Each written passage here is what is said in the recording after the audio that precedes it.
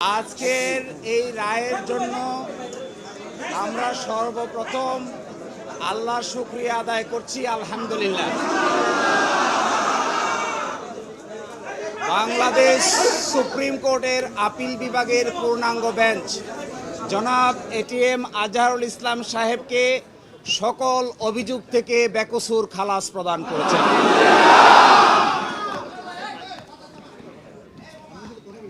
আজকে থেকে, এখন থেকে জামায়াতে ইসলামীর সাবেক ভারপ্রাপ্ত সেক্রেটারি জেনারেল জনাব ATM Azharul Islam is an innocent man.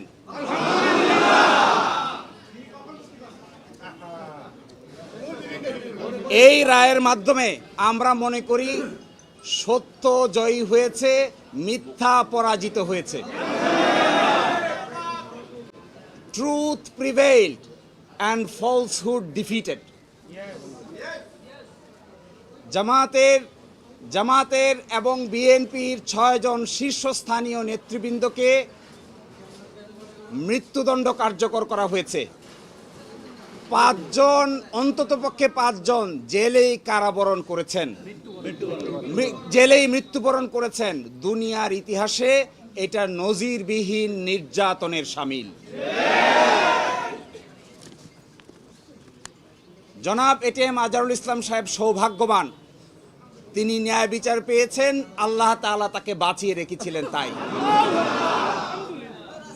আমরা এটাও মনে করি এই রায়ের মাধ্যমে সিন্ডিকেটেড ইনজাস্টিসের অবসান হয়েছে।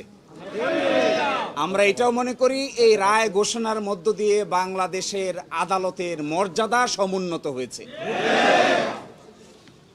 এবং আদালত 4টি অবজারভেশন দিয়েছেন। তার মধ্যে প্রথমটি বলেছেন, অতীতের রায়ে বাংলাদেশ সহ এই ভারতীয় সাবকন্টিনেন্টের ক্রিমিনাল বিচার ব্যবস্থার পদ্ধতি চেঞ্জ করে দেওয়া হয়েছিল, এটা ছিল সবচাইতে বড় ভুল। আরও বলেছেন, আদালতের সামনে উপস্থাপিত সাক্ষ্য প্রমাণ অ্যাসেসমেন্ট করা ছাড়াই জনাব এটিএম আজহারুল ইসলাম সাহেবকে ফাঁসি দেওয়া হয়েছিল। এবং আরেকটি ইম্পর্টেন্ট কথা বলেছেন যে পৃথিবীর ইতিহাসে এটি একটি ট্র্যাভেস্টি অফ ট্রুথ, অর্থাৎ বিচারের নামে অবিচার। আরও বলেছেন, যে সমস্ত তথ্য প্রমাণ আদালতে হাজির করা হয়েছিল অতীতের আপিল বিভাগ তা সঠিকভাবে বিবেচনা করতে ব্যর্থ হয়েছে। ফলশ্রুতিতে আজকে জনাব এটিএম আজহারুল ইসলাম সাহেবকে বেকসুর খালাস প্রদান করেছেন। বাংলাদেশের ইতিহাসে নয়, পৃথিবীর ইতিহাসে এটি একটি নজিরবিহীন ঘটনা হয়ে থাকবে। এরই মাধ্যমে আমরা মনে করি ন্যায় বিচার প্রতিষ্ঠিত হয়েছে, সত্য বিজয়ী হয়েছে, মিথ্যা পরাভূত হয়েছে।